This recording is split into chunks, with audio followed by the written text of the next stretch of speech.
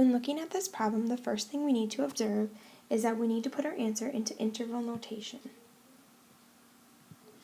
When putting our answer in interval notation, we know we are either going to use brackets and or parentheses.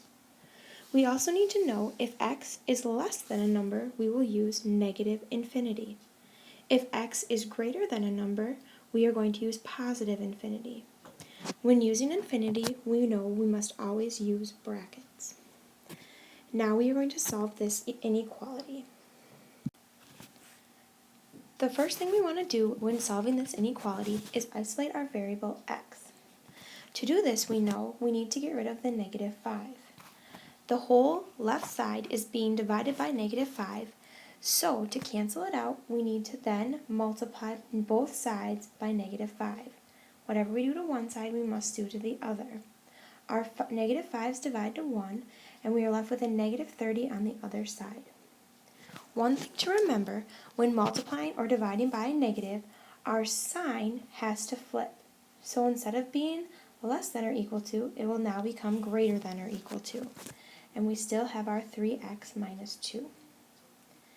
Now, to continue solving it, we have a negative 2, so we want to add 2 to the other side.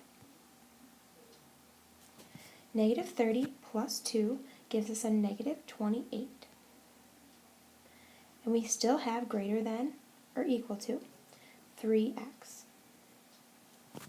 Now, we still want x to be alone on the left side. So to do this, we are going to divide both sides by 3.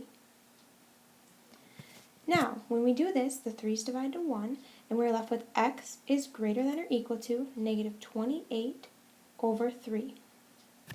One thing to remember, since we divided by a positive number, our sign will not change.